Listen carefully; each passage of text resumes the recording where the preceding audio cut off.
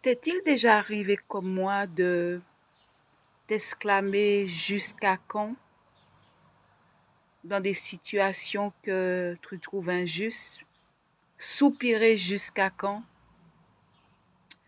t'interroger et demander au Seigneur, mais jusqu'à quand, Seigneur? Jusqu'à quand cette situation va-t-elle durer? Jusqu'à quand je serai obligé de subir des injustices? Jusqu'à quand je devrais supporter d'être maltraité? Jusqu'à quand, Seigneur? Jusqu'à quand mes ennemis vont parler avec arrogance, vont marcher la tête haute? Jusqu'à quand? Et c'est une interrogation, c'est une exclamation, c'est un soupir que toi et moi, un jour nous avons fait, ou peut-être que nous sommes en train de vivre cela, ce jusqu'à quand, et on s'interroge, on se pose des questions, on se dit Seigneur, mais jusqu'à quand? Et David, dans le psaume 94, a eu aussi à dire au Seigneur jusqu'à quand? Quand tu lis du verset, à partir du verset 1, où David dit au Seigneur, l'appelle comme le Dieu des vengeances, l'Éternel, il lui demande de paraître. Il demande au juge de la terre de se lever. Et il dira, jusqu'à quand les méchants vont-ils triompher? Et nous sommes parfois dans cette interrogation où nous nous disons, Seigneur, mais jusqu'à quand? Jusqu'à quand je serai dans cette situation-là? Jusqu'à quand vais-je supporter cette injustice? Jusqu'à quand? Et David a connu aussi, il est passé par cette vallée où il a plaidé avec son Dieu, il a crié à Dieu pour lui dire, Seigneur, mais jusqu'à quand? Jusqu'à quand devrais-je supporter ce lourd fardeau? Jusqu'à quand je serai obligé de supporter d'être maltraité injustement?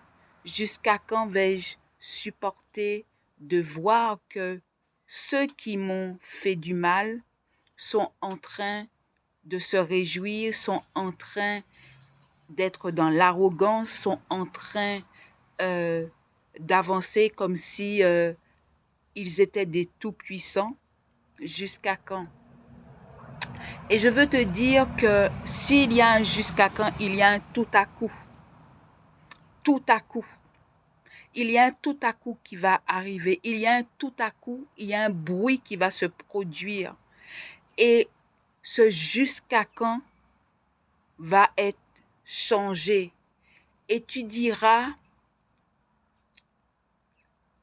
mon Rédempteur est vivant. Mon Rédempteur est vivant. Il va se lever pour me justifier. Parce que Dieu est un Dieu qui fait justice.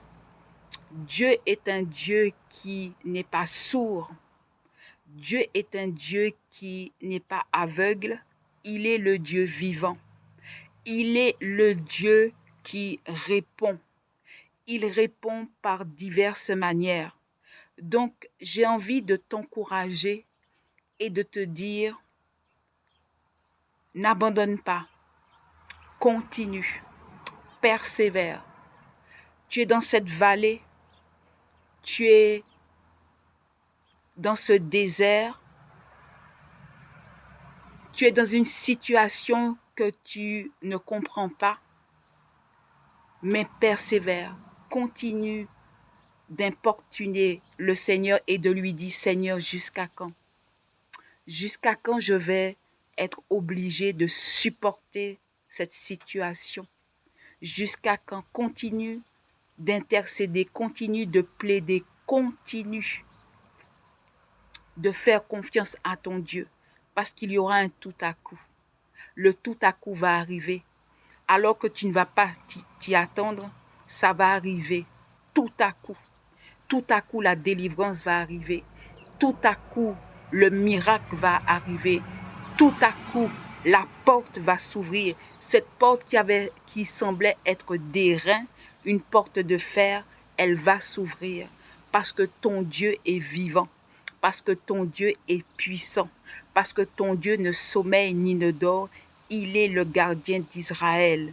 Alors, persévère, persévère, demeure ferme, garde les yeux fixés sur ton Dieu, le Dieu qui a créé les cieux et la terre. La Bible dit qu'il est le juge de tout l'univers. Il rend à chacun selon ses œuvres. À chacun, il va rendre selon ses actions. Donc, ne te décourage pas. Continue de l'invoquer. Continue de l'appeler. Continue de lui dire, jusqu'à quand, juge de la terre, juste juge, lève-toi pour me faire justice. Et il va le faire. Il est fidèle. Il est le Dieu qui est fidèle. Alors sois béni, sois encouragé. Dieu te fortifie. Amen. À très bientôt.